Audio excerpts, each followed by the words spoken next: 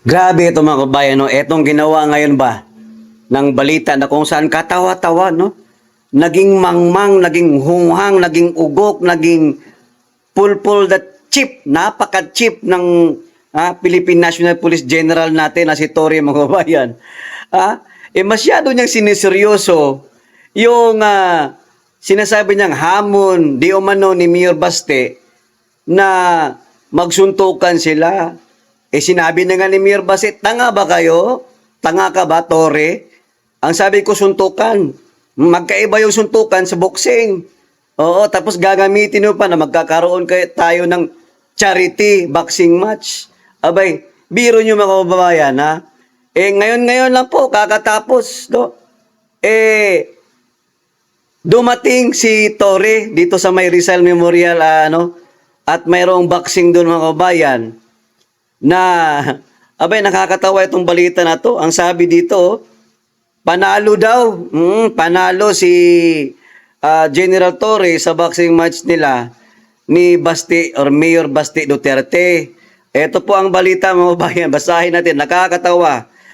Victory by default. Aba, ang panalo ni Torre mga kababayan ay victory by default. Ayon dito sa Philippine National Police Chief General Nicolas Torre III was declared the winner at the Rizal Memorial Coliseum on Sunday, July 27, 2025 after Davao City Acting Mayor Baste Duterte failed to show up for their much anticipated charity boxing match. Grabe nyo ba, no? Kita mo yun? Parang pinaglalaroan lang ni Torre, no? Itong si Acting Mayor Baste, pinaglalaroan lang. Hindi lang si Mayor Baste, pati tayo, no, na mga Pilipino, mga mamamayang Pilipino, na nagpapakita lamang na itong ganito mga galawan ni General Torre mga kabayan ay alam mo yung parang dinadivert niya or dinadaan niya sa mga kung ano-ano mga kaipalan. Hindi ko nga alam kung ano ba talaga ang purpose. Ito ba'y diversionary tactics na naman para yung tao doon mapanig yung attention sa boxing match nila or itong si Torre tapos nagtitrain-training na kung saan nagpapaulan pa. Ayan, nagpapakita na seryoso siya. Pero ang hindi alam ng mga kababayan natin, ang dami po nangangailangan ng tulong ngayon. Yung mga nasalanta ng bagyo, yung mga binaha, General Torre.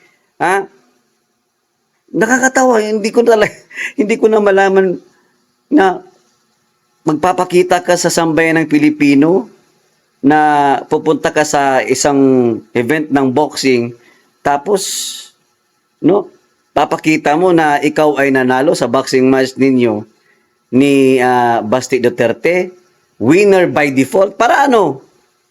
Para sabihin or iparinig or ipakita sa sambayan ng Pilipino na takot si Mayor Baste sa iyo? Takot ang aming acting mayor ng Davao City? Wow!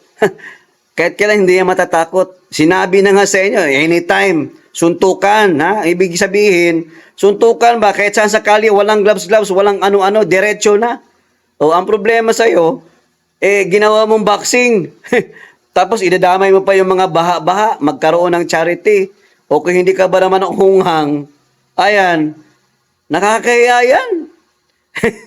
Titaas yung kamay mo tapos sabihin panalo by default dahil hindi nagpakita si Mayor Baste. Nakita naman natin na si Mayor Baste nandun na sa Singapore. Ang problema kasi sa administrasyon natin ngayon, kung ano yung nakikita nila sa mga Duterte, pilit nilang binabaliktad. Kunwari niyan, alam na nila na may schedule na si Baste. Alam na nila yan. Kasi lahat po ng mga public official, lahat ng ating mga politiko sa gobyerno ng Pilipinas, every time may mga travel yan, hindi yan ura-urada o hindi yan basta-basta agad-agad. Pinafile yan, nagpapaalam ka. So for sure, alam na yan ni General Torre, lalong-lalo na hawak man naman niya yung DILG. So for sure, alam niya yung mga scheduling, no? At talagang, ay, alam naman, mga Duterte, watchlist nila yan Kasi wala sila ibang ginagawa, kundi bantayan itong lahat ng mga Duterte, lalong-lalo na ngayon, na mainit yung mga Duterte sa paningin nila. Kasi nga, ang ipinaglalaban natin, free Duterte now, palayain ang aming former president na si Tatay Digong dyan sa Hague, Netherlands. O hanggang dito na lamang mga kabayan. Gikabuhi ko ni Motore ka cheap ba ni mga pulis? Very cheap.